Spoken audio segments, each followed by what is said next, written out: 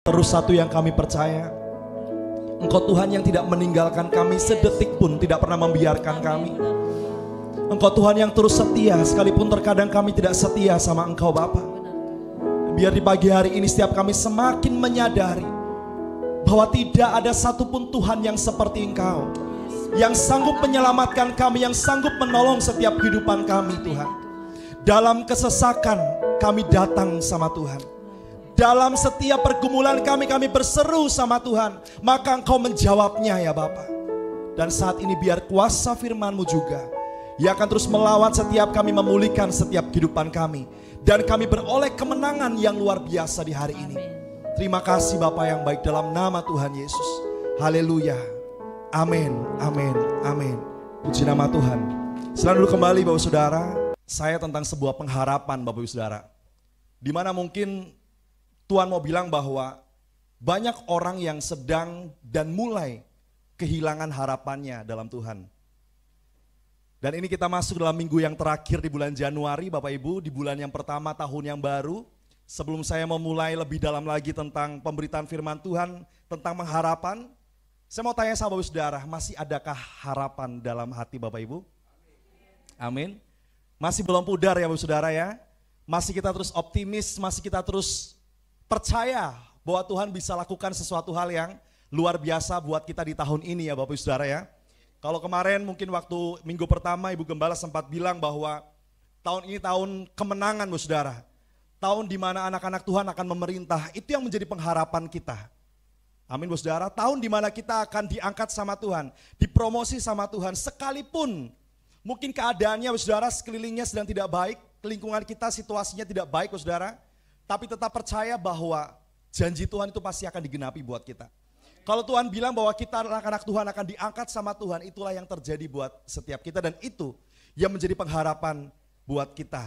Amin. Nah Bapak Saudara, mengucap janji itu adalah hal yang sangat mudah, betul? Mengucap janji itu hal yang sangat mudah. Namun pertanyaannya bagaimana dengan menepati janji Bapak Saudara? Mengucapkan janji itu sangat gampang. Ya Tuhan, aku mau berjanji untuk setia sama Tuhan. Aku mau terus berjanji setiap pagi berdoa baca Alkitab sama Tuhan. Aku mau berjanji mulai lepaskan diriku dari ikatan-ikatan yang mengikat kehidupanku. Tetapi Bapak Saudara, ketika kita dituntut untuk menepatinya, apakah itu hal yang mudah Bapak Ibu? Bukan hal yang mudah tentunya. Hal yang sangat sulit buat setiap kita. Mengucap janji itu sangat mudah, tetapi tidak seperti atau tidak semudah ketika kita menepati janji. Demikian juga dengan kita yang sering mungkin dibujuk Bapak Saudara untuk melakukan apa yang orang lain minta dengan iming-iming imbalan dan nantinya mereka akan berikan buat kita. Rasanya ketika kita diminta untuk melakukan sesuatu dengan adanya imbalan, dengan adanya reward, itu membuat kita seperti semangat Bapak Saudara untuk melakukan apa yang diinginkan orang tersebut. Misalnya nih kita disuruh sesuatu, tapi yang nyuruh sudah bilang bahwa bro, kalau misalnya kamu melakukan ini, nanti aku bakal kasih kamu sesuatu. Orang yang disuruh pasti dia akan semangat Bapak Saudara untuk melakukannya. Dia akan semangat untuk mengerjakannya, karena apa?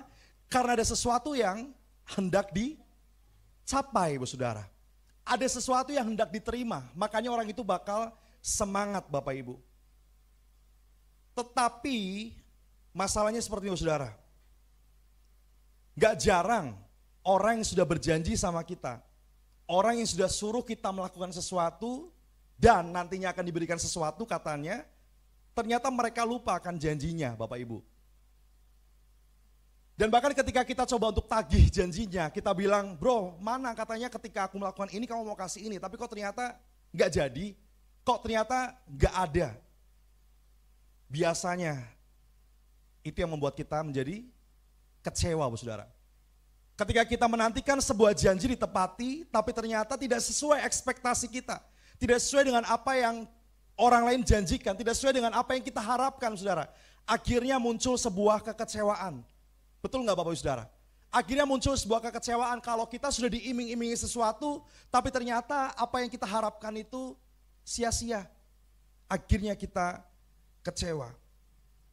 Sebab ekspektasi yang sangat tinggi membuat kita memiliki semangat yang besar sebenarnya. Namun jika apa yang kita dapatkan ternyata tidak sesuai dengan ekspektasi kita atau harapan kita, maka tidak jarang kita kecewa dan bahkan menyalahkan keadaan dan lingkungan sekitar kita, Bapak Saudara. Karena kita nggak dapat apa yang kita minta, ada pertengkaran di situ, Bapak Ibu. Itu firman Tuhan pun sampaikan. Karena kita menuntut sesuatu dan kita tidak menerima sesuatu itu, akhirnya ada pertengkaran, ada perselisihan, ada pemberontakan di dalamnya, Saudara. Harapan yang keliru, harapan yang tidak tercapai. Kalau kita salah berharap, itu membuat kita kecewa dan akhirnya situasi semakin rusak, Bapak Ibu Saudara. Makanya pagi ini saya kepengen ngomong tentang pengharapan yang benar, the right hope. Harapan yang benar itu seperti apa, Bapak Ibu? Supaya apa? Supaya kita nggak gampang kecewa, Bapak Saudara. Di mana ada ekspektasi, di situ biasanya ada kekecewaan. Di mana ada harapan, biasanya ada kekecewaan, Bapak Saudara. Kita berharap suami kita berubah, tapi ternyata dia tidak berubah-berubah. Atau mungkin kita berharap istri kita berubah, tapi mungkin itu nggak berubah, Saudara. Terkadang ekspektasi yang terlalu tinggi membuat adanya kekecewaan dalam kehidupan kita. Saya pernah belajar dari seorang hamba Tuhan, Bapak Saudara. Dia seorang hamba Tuhan dan dia juga pengajar emosional juga, Bapak Saudara. Dia bilang bahwa dalam satu hubungan, kalau tidak ada tuntutan, hubungan itu sebenarnya sedang dalam kondisi yang tidak baik, Bapak Saudara. Palah ya, Bapak Saudara ya. Ketika ada satu hubungan dan di dalamnya tidak ada tuntutan apapun, justru palah sepertinya baik-baik, tapi sebenarnya sedang tidak baik, Bapak Ibu. Tuntutan terkadang ada, Bapak Saudara, tetapi tuntutan yang berlebihan itu yang akhirnya membuat rusak. Bapak Ibu, ketika Bapak Ibu pakai sepatu yang ada talinya, Bapak Saudara, ketika kita mengaitkan tali, pasti ada saling tarik-menarik, Bapak Saudara. Tapi akhirnya ketika tali tersebut ditarik, membuat ikatan yang kenceng, Bapak Saudara. Tapi kalau kita kelebihan menarik, Bapak Saudara, atau mungkin tekanannya atau tarikannya terlalu kuat, bisa-bisa talinya jadi putus, Bapak Saudara. Artinya tuntutan itu perlu. Terkadang tuntutan dihasilkan dari sebuah harapan, Bapak Ibu. Kita mengharap ada perubahan, akhirnya ada tuntutan di dalamnya. Tuntutan itu perlu, namun jangan sampai tuntutan itu terlalu mengikat atau terlalu menarik dan membuat akhirnya semakin rusak. Harapan itu perlu, Saudara, tetapi ketika kita berharap pada suatu hal yang keliru, ujung-ujungnya bisa kecewa. Lewat hal ini, kita mau belajar tentang arti sebuah pengharapan. Dan buat saya, Saudara, pengharapan sekecil apapun, itu adalah kehidupan yang tentunya akan memberi gairah lebih untuk melakukan sesuatu. Sekalipun orang yang memberikan harapan ternyata janjinya tidak ditepati, itu membuat kita kecewa, tapi seenggaknya ketika orang itu menggugah suatu harapan buat kita, Saudara, itu bikin kita semangat, membuat kita bersemangat. Oleh karena itu saya mau mengartikan bahwa pengharapan sekecil apapun adalah kehidupan dan tentunya akan memberi gairah untuk kita mau melakukan sesuatu. Bapak pernah dengar kisah Lazarus, Bapak Saudara? Apa yang terjadi pada Lazarus hari itu? Lazarus mati ya, Bapak Saudara ya.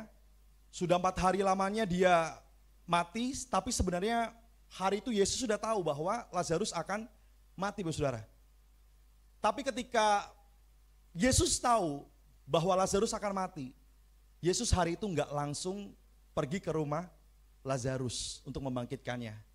Tapi bahkan dia dengan sengaja, Bapak Saudara, seolah dengan sengaja membiarkan kematian Lazarus itu terjadi supaya ada sesuatu hal yang dinyatakan, Bapak Ibu. Kalau kita lihat dalam Yohanes pasal yang ke-11, Bapak Ibu Saudara, coba kita lihat. Yohanes pasal yang ke-11. Nah, kita langsung lompat di ayat yang ke-4, Bapak Saudara. Ketika Yesus mendengar kabar itu, ia berkata, penyakit itu tidak membawa kepada kematian, tetapi akan menyatakan kemuliaan Tuhan, sebab oleh penyakit itu anak Tuhan akan dimuliakan. Lalu kemudian Yesus memang mengasihi Marta dan kakaknya dan Lazarus, namun setelah didengarnya bahwa Lazarus sakit, ia sengaja tinggal 2 hari lagi di tempat di mana ia berada. Ia sengaja tinggal 2 hari, Saudara. Sudah tahu teman yang dikasihnya sakit, Yesus sengaja tinggal 2 hari di tempat di mana dia berada. Lalu loncat ke ayat yang 15, saudara. Yohanes 9 ayat 15 dikatakan bahwa tetapi syukurlah aku tidak hadir pada waktu itu. Sebab demikian lebih baik bagimu supaya kamu dapat belajar percaya. Marilah kita pergi sekarang kepadanya. Ini ketika Yesus ngomong sama 12 muridnya, saudara. 12 muridnya ngasih tahu bahwa si Lazarus sedang sakit dan bahkan Tuhan Yesus sudah tahu bahwa Lazarus sakit dan bahkan dia tahu bahwa Lazarus mati. Tapi kemudian dia bilang sama murid-muridnya, tetapi syukurlah aku tidak hadir pada waktu itu. Sebab demikian lebih baik bagimu supaya kamu belajar percaya. Marilah kita pergi kepadanya. Dalam satu kesesakan Bapak Ibu, dalam satu tekanan, dalam satu kondisi yang seolah seperti tidak ada pertolongan Tuhan, Bapak Saudara. Saya mau bilang bahwa sebenarnya di situ Tuhan tetap ada. Amin. Dalam satu kondisi yang seolah kok Tuhan sengaja biarin kita menderita. Kok Tuhan sengaja membiarkan kita atau saudara kita harus meninggalkan kita, saudara. Kok Tuhan sengaja biarkan kita tetap dalam kondisi yang sakit. Dan kita seolah tidak melihat Tuhan. Tapi sebenarnya Tuhan tetap ada. Tuhan ada di dalamnya, saudara. Bahkan ada maksud Tuhan yang mau Tuhan nyatakan bagi setiap kita. Bahkan ketika Tuhan Yesus ngomong sama murid-muridnya, dia bilang, tetapi syukurlah aku gak di situ. Supaya apa? Supaya kau belajar percaya. Dan akhirnya ketika Yesus datang ke rumah Lazarus, betul apa yang Yesus mau nyatakan. Dia membangkitkan Lazarus yang mati, Bapak Saudara. Artinya, Yesus mau menyatakan sesuatu bahwa kamu harus mulai belajar menaruh pengharapanmu sama Tuhan. Sekalipun mungkin gak kelihatan ada mujizat hari itu, sekalipun mungkin gak kelihatan ada terobosan hari itu, tapi tetap percaya sebab dia Tuhan yang bertindak. Amin, saudara. Dia Tuhan yang bertindak. Dan kita coba lihat responnya Marta dan Maria itu seperti apa, saudara. Di ayat 21 ini respon Marta ya Bapak Ibu ya. Marta bilang gini kepada Yesus, Tuhan, sekiranya engkau ada di sini, saudaraku pasti tidak mati. Terus kemudian Maria, responnya juga sama di ayat 32. Tuhan, sekiranya engkau ada di sini, saudaraku pasti tidak mati. Dua orang ini punya respon yang sama. Tuhan, sekiranya kamu ada di sini, pasti Lazarus gak akan mati, saudara. Saya mau, tadi pagi saya sama Audrey sharing bahwa sebenarnya Marta dan Maria, dia tahu siapa Yesus, sehingga dia betul-betul menaruhkan harapannya sama Yesus dan dia punya ekspektasi sama Yesus. Makanya dia bilang, sekiranya kamu hadir Tuhan, anakku Lazarus gak akan mati hari itu.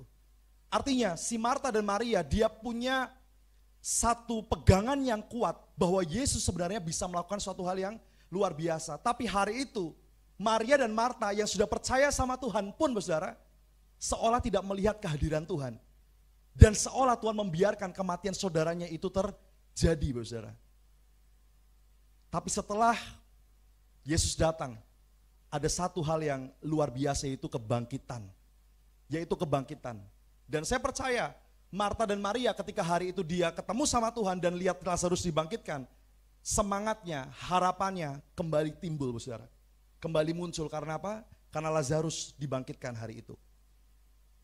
Demikian dengan kita juga, saudara. Kita belajar bahwa dalam menaruhkan pengharapan kita sama Tuhan pun, terkadang Tuhan seolah membiarkan kehidupan kita.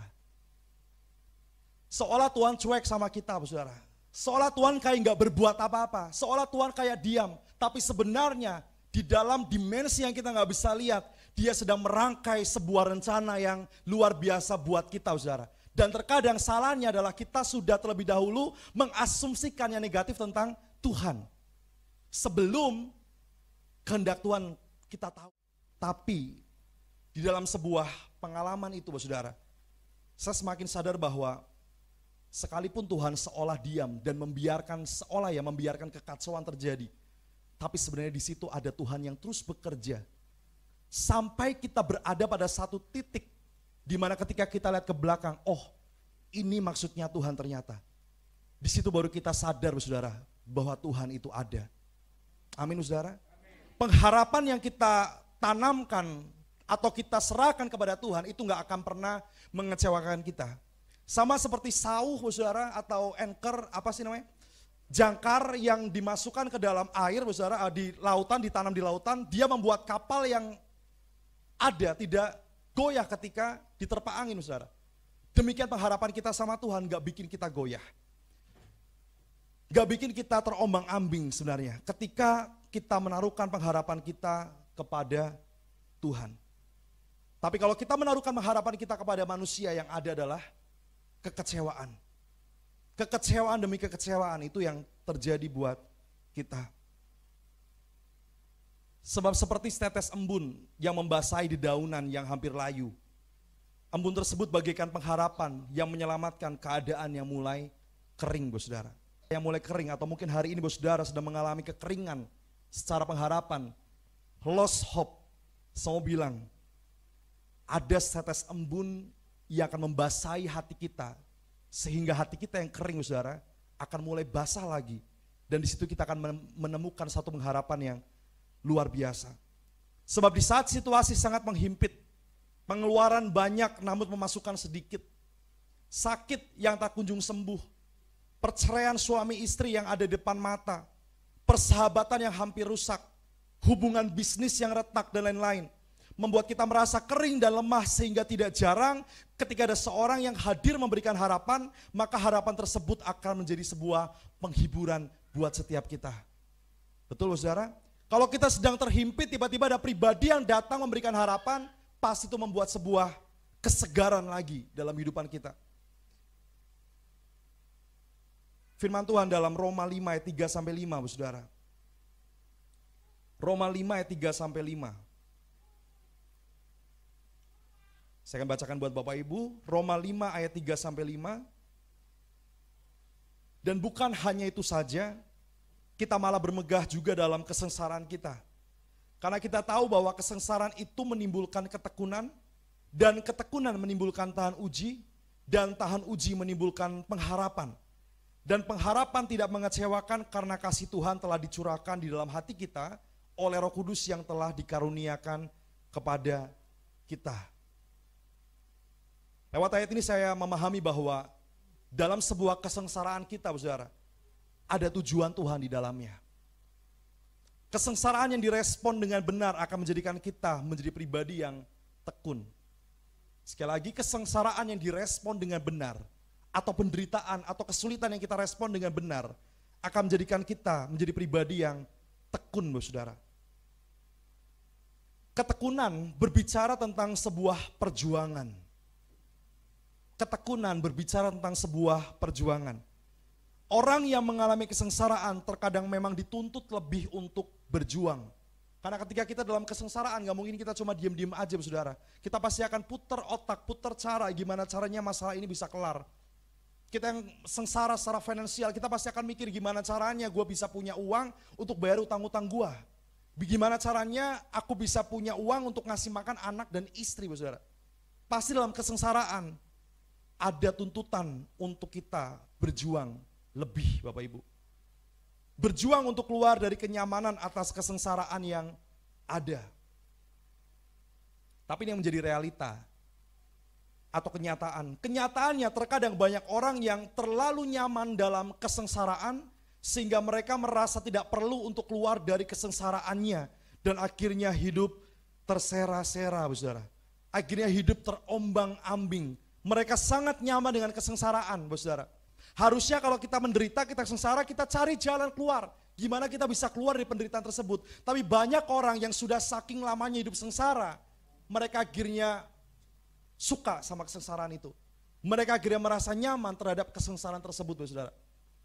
Saya mau tanya sama Bapak Ibu lagi. Jika ada seorang yang lumpuh, saudara. Jika ada seorang yang lumpuh selama 12 atau 20 tahun lah, 20 tahun aja, saudara, yang sudah cukup lama ya. Orang lumpuh 20 tahun, lalu kemudian tiba-tiba kita nih dikasih kuasa sama Tuhan buat nyembuhin orang lumpuh, saudara. Kemudian kita datangi orang lumpuh tersebut, kita berdoa dalam nama Tuhan Yesus, berjalanlah. Tiba-tiba ada mujizat terjadi, saudara, orang lumpuh tersebut jadi berjalan. Kira-kira menurut Bapak Saudara, orang lumpuh itu happy atau enggak, Bapak Ibu? Dia udah lumpuh ya, saudara ya, kemudian kita doakan, terus kemudian ketika kita doakan, dia bisa berjalan. Dia happy atau enggak, saudara? happy. Tapi lumpuhnya 20 tahun saudara. Dan kerjaan dia untuk menafkahi dirinya saudara adalah minta-minta uang Bapak Ibu. Duduk di pinggir jalan, dia minta-minta uang karena kakinya lumpuh, gak bisa jalan ya. Gak ada pekerjaan lain yang bisa dia kerjakan, cuma minta-minta uang. Selama 20 tahun berturut-turut. Tiba-tiba kita datang, kita sembuhkan dia. Sekali lagi apakah happy orang itu?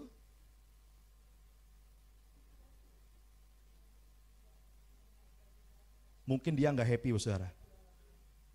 Kakinya bisa berjalan, dia happy saudara. Tapi 20 tahun dia sudah terbiasa minta-minta. Dan karena kakinya berjalan, sudah bisa berjalan, gak mungkin orang iba sama orang itu saudara. Lu kan bisa jalan, lu kerjalah. Tapi masalahnya 20 tahun kerjaan dia minta-minta saudara.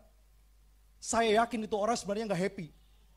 Dan bahkan malah bisa-bisa dia pura-pura lumpuh lagi. Dan berprofesi sebagai seorang pengemis lagi saudara. Ini mentalitas ya Bapak Ibu saudara ya. Mentalitas. Banyak orang yang sangat terbiasa sengsara hidupnya. Sehingga dia merasa nyaman dalam kesengsaraan. Ketika ada orang yang ayo bangkit, ini aku modalin kamu bergerak, kamu kerja, kamu itu. Tapi sia-sia saudara. Karena apa? Karena orang tersebut terbiasa sengsara dan mentalnya belum diubah saudara. Ketika dikasih uang sebanyak apapun pasti akan habis juga saudara. Gak akan berbuah, karena apa? Karena mentalitasnya masih terbiasa dengan mentalitas kesengsaraan. Dimana nantinya dia pasti akan berpikir, gak apa-apa, gue gak punya uang lagi, gue udah biasa kok hidup biasa-biasa aja. Gue udah biasa kok hidup gini-gini aja. Tapi saya mau bilang saudara, dalam kesengsaraan butuh perjuangan. Untuk kita bisa keluar dari kesengsaraan. Jangan sampai kita nyaman dengan kesengsaraan kita saudara. Jangan sampai kita nyaman karena 20 tahun orang lumpuh tersebut biasa minta-minta. Ketika dia disembuhkan sama Tuhan, dia kemudian menjadi orang yang gak tahu harus kemana saudara. Saya yakin Tuhan kasih kekuatan buat kita menghadapi setiap kesengsaraan. Dan Tuhan bisa ubahkan kesengsaraan kita menjadi suatu hal yang luar biasa, jadi berkat buat kehidupan kita untuk kita bisa maju dan kita keluar dari kesengsaraan tersebut.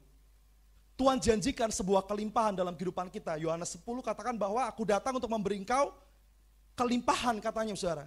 Kelimpahan dalam banyak hal, kelimpahan sukacita, kelimpahan hikmat, kelimpahan materi, dan itu yang terjadi seharusnya.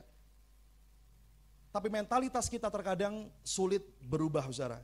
Mentalitas kita sulit berubah, akhirnya apa? Kita terbiasa hidup sengsara dan sengsara itu menjadi comfort zone dalam kehidupan kita. Tapi saya mau bilang, jangan sampai kesengsaraan kita menjadi zona nyaman. Sehingga kita akhirnya tidak mau memiliki sebuah perjuangan dalam hidup Bapak Saudara. Hidup harus terus jalan terus Bapak Saudara. Tapi jangan sampai kita menjadi orang Kristen yang biasa-biasa aja sampai selesai Bapak Saudara.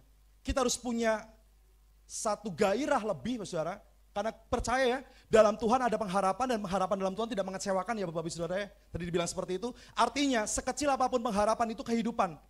Dan kita orang-orang Kristen, orang percaya, Tuhan sudah taruhkan pengharapan walaupun kelihatannya sedikit, tapi pengharapan itu menghidupkan buat kita.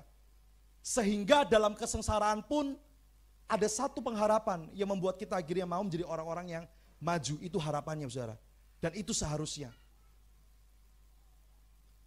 Banyak orang yang terlalu nyaman dengan kesengsaraan sehingga mereka merasa tidak perlu untuk keluar dari kesengsaraannya. Dan akhirnya membiarkan hidupnya tersera-sera. Hidup yang berkualitas adalah hidup yang tidak mengikuti arus. Sebab arus itu selalu mengalir dari tempat yang tinggi ke tempat yang rendah, saudara. Otomatis jika kita membiarkan hidup kita mengalir begitu aja, artinya kita semakin membiarkan hidup kita mengalami penurunan setiap hari. Jangan mau kita mengikuti arus, saudara. Arus itu pasti memang ya mayoritas. Kalau kita ngelawan arus pasti kita akan lebih berat rasanya jalannya, saudara. Tapi biasanya orang yang ngikutin arus, dia lama-kelamaan akan turun karena arus air itu pasti dari tempat yang tinggi ke tempat yang rendah, saudara. Kesengsaraan yang kita miliki harus jadi berkat. Artinya lewat kesengsaraan kita seharusnya ada Tuhan yang dimuliakan. Sebab terang Tuhan itu muncul melalui tekanan yang ada dalam kehidupan kita, yang kita responi dengan tepat, saudara. Kita pun harus belajar percaya bahwa hidup memang bukan soal menang dan kalah aja, tetapi lebih kepada soal perjuangan, saudara. Perjuangan untuk hidup juga adalah sebuah perjuangan tentunya. Oleh karena itu sekalipun kita berada dalam kesengsaraan, jangan kita membiarkan kesengsaraan itu mematikan kita. Jangan biarkan kesengsaraan itu menjadi zona nyaman dalam kehidupan kita. Tapi sekalipun kita berada dalam kesengsaraan, kita harus mulai berjuang supaya apa? Supaya lewat perjuangan itu ada ketekunan, saudara. Orang yang berjuang adalah orang yang tekun. Amin. Sekali lagi saya coba bacain Roma 5 tadi, dia bilang seperti ini, saudara. Dan bukan hanya itu saja, kita malah bermegah dalam kesengsaraan kita, karena kita tahu bahwa kesengsaraan itu menimbulkan ketekunan, dan ketekunan menimbulkan tahan uji, dan tahan uji menimbulkan pengharapan, dan pengharapan tidak mengecewakan karena kasih Tuhan telah dicurahkan dalam hati kita oleh Roh Kudus yang telah dikaruniakan kepada kita. Artinya sekalipun kita berada dalam kesengsaraan harus ada perjuangan, dan orang yang berjuang adalah orang yang tekun, saudara. Orang yang berjuang adalah orang yang tekun. Sampai akhirnya ketekunan seseorang ujungnya akan membuat orang tersebut menjadi pribadi yang tahan uji, Bapak Ibu. Ketekunan akan menghasilkan tahan uji. Kenapa bisa kok ketekunan menghasilkan tahan uji? Karena banyak hal yang sudah dilewati, mereka yang tekun akan selalu belajar dari perjuangannya. Sehingga ketika ada masalah yang sama, ada pengalaman untuk dapat menyelesaikannya. Sehingga tidak perlu waktu lama untuk memecahkan masalahnya, saudara. Orang yang tekun, dia selalu belajar dari pengalaman yang terdahulu, saudara. Sehingga lewat pengalamannya itu, dia bisa selesaikan masalahnya, sampai gini pribadi tersebut menjadi pribadi yang tahan uji, Bapak Saudara. Oh, masalah gini mah gue udah biasa ngalamin.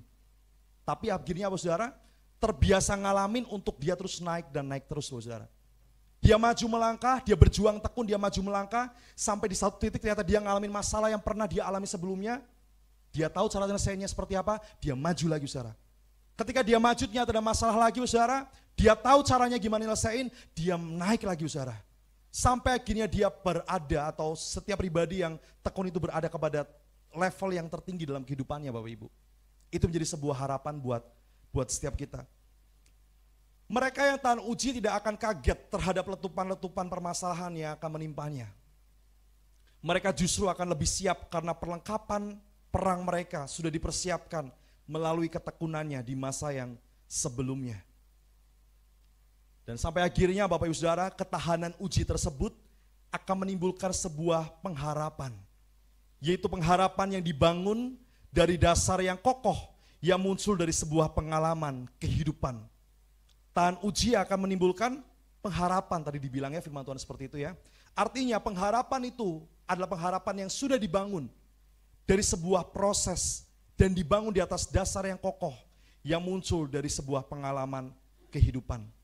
Itulah pengharapan yang tepat, Bu Saudara. Pengharapan itu berbicara tentang sebuah keyakinan penuh terhadap sesuatu yang ia harapkan. Yang kita harapkan, yang Bapak Saudara harapkan. Pengharapan itu ngomong tentang sebuah keyakinan penuh terhadap sesuatu yang ia harapkan, sehingga karena keyakinannya tersebut ia mampu untuk meletakkan semua kepercayaannya kepada siapa ia berharap, Bapak Saudara.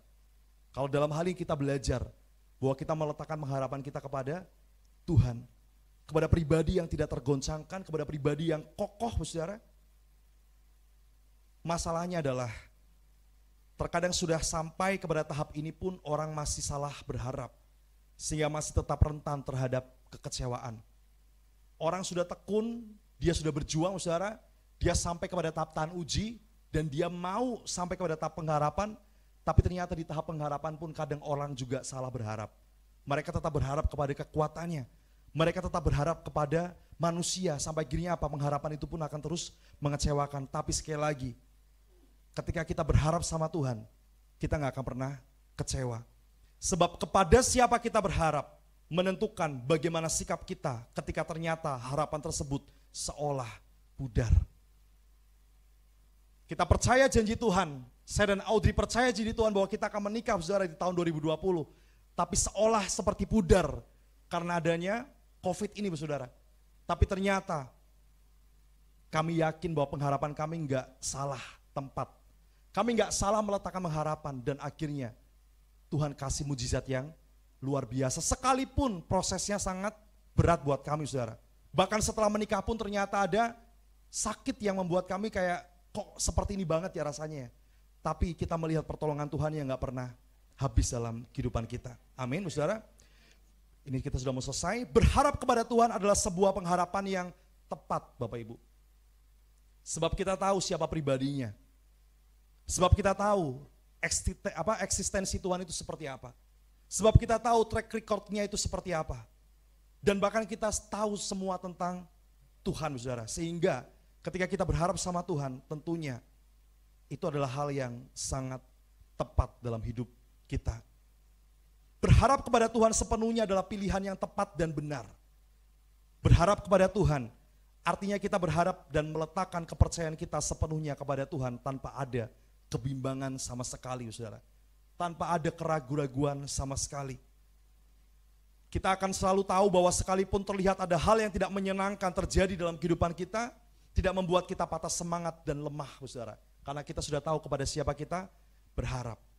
Bahkan sekalipun ada lembah maut, ada bayang-bayang maut, saudara, yang terus diperhadapkan sama kita, itu gak akan membuat kita goyah lagi. Sebab kita sangat tahu dan sangat kenal siapa pribadi yang kita percaya hari itu, yaitu Tuhan Yesus sendiri. Amin. Yesaya 40 ayat 28 sampai dengan 31, saudara, sebagai penutup. Yesaya 40 ayat 28 sampai dengan 31. Pemain musik boleh siap-siap. Yesaya 40 ayat 28 sampai dengan 31.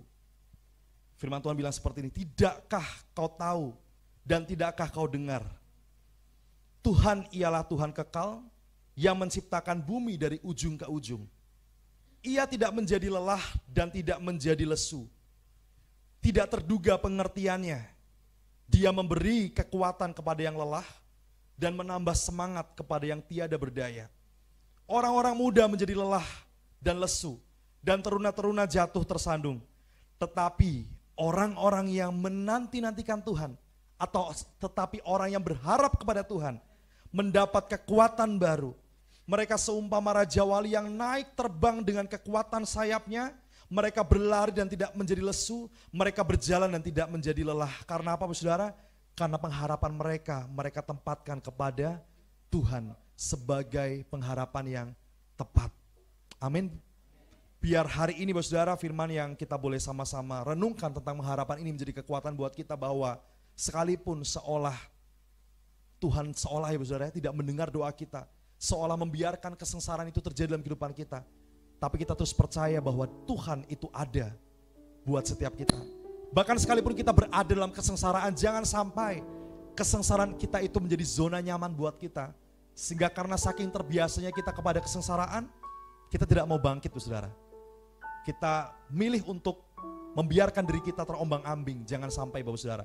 Tapi milikilah mentalitas untuk berjuang. Sebab dalam perjuangan ada ketekunan, dan dalam ketekunan akan ada tahan uji. Dalam tahan uji akan menimbulkan sebuah pengharapan yang luar biasa buat kita. Amin. Yuk kita berdiri, Bapak Saudara, kita mau berdoa.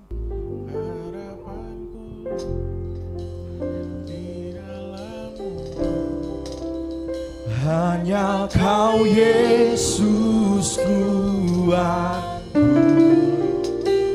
ku percaya, ku aman dalam-Mu.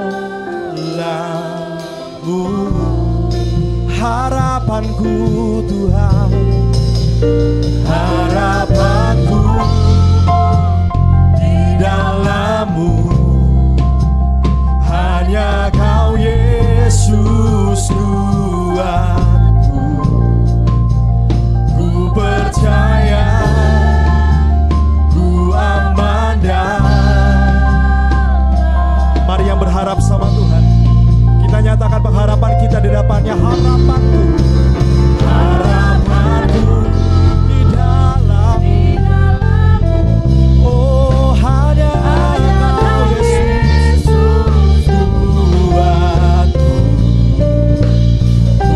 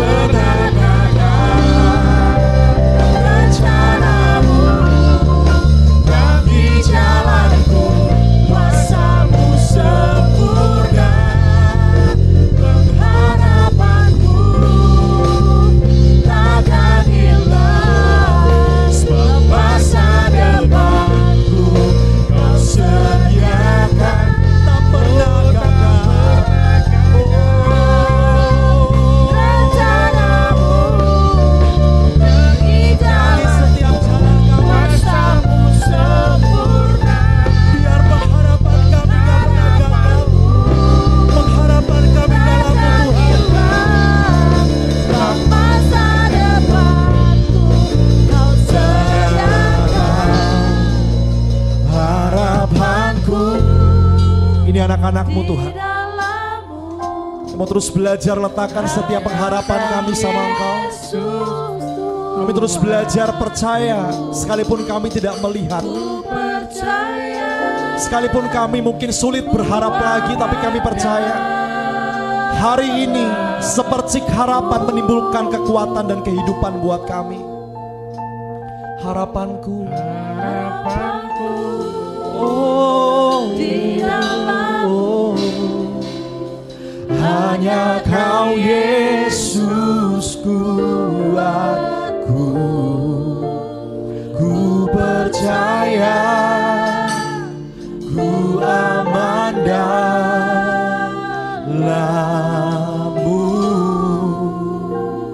Mari Bu Saudara, engkau yang berharap sama Tuhan, angkat kedua tanganmu tinggi di hadapannya. Bapa, di saat ini mungkin kami tahu situasinya semakin buruk mungkin dalam hidup kami Bapa. Beberapa mungkin di antara kami yang tidak bisa melihat jalan keluar dan bahkan gak tahu cara menyelesaikan problem kami seperti apa. Kami gak tahu kami harus berbuat seperti apa dan terkadang kami hopeless. Kami merasa pengharapan kami hilang dan pudar dan bahkan kami gak punya harapan lagi. Kekecewaan mulai melanda hati kami, kepahitan mulai ada, meracuni setiap kami. Tapi pagi hari ini Tuhan, kami belajar tentang pengharapan yang tepat. Pengharapan yang tidak pernah mengecewakan, pengharapan yang tidak pernah membuat kami goyah, membuat kami goncang, membuat kami tidak ada apa-apanya Tuhan. Kami belajar melihat satu pengharapan yang menjadi titik terang atas kehidupan kami. Kami belajar melihat pengharapan yang walaupun sedikit, tapi itu menjadi kehidupan buat kami, yaitu pengharapan dalam Engkau. Ajar setiap kami anak-anak-Mu Tuhan untuk terus mengharap dan terus berserah dan terus melihat keset Elohim, melihat kasih setia Tuhan dalam kehidupan kami. Kami melihat pemeliharaan Tuhan yang begitu luar biasa, dan itulah yang menjadi landasan kami berharap sama Engkau Bapa.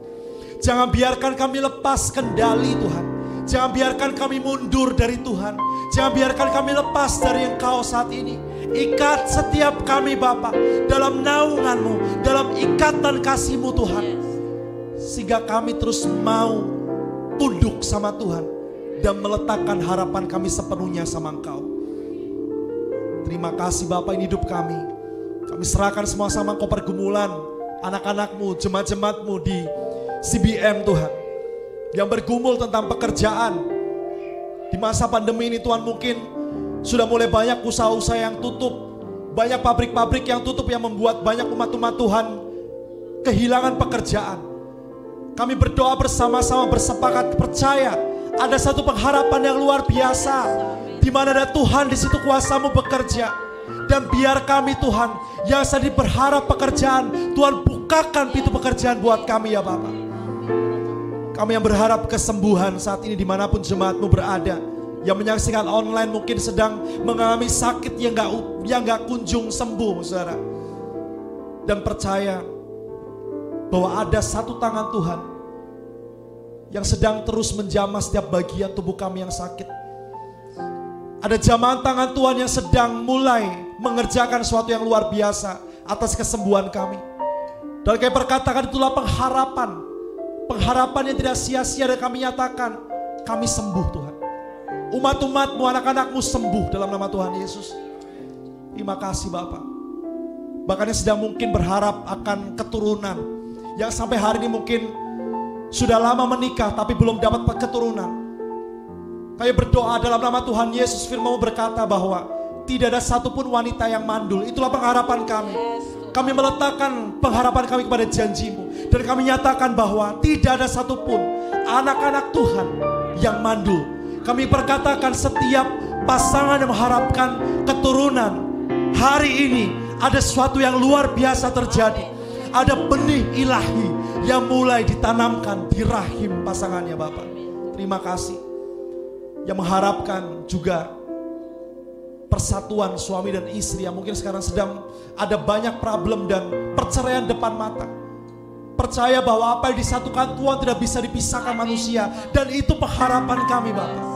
Oleh karena kami nyatakan pasangan yang sedang bertengkar hebat saat ini dipulihkan hubungannya sama Tuhan, dan mereka boleh bersehati kembali.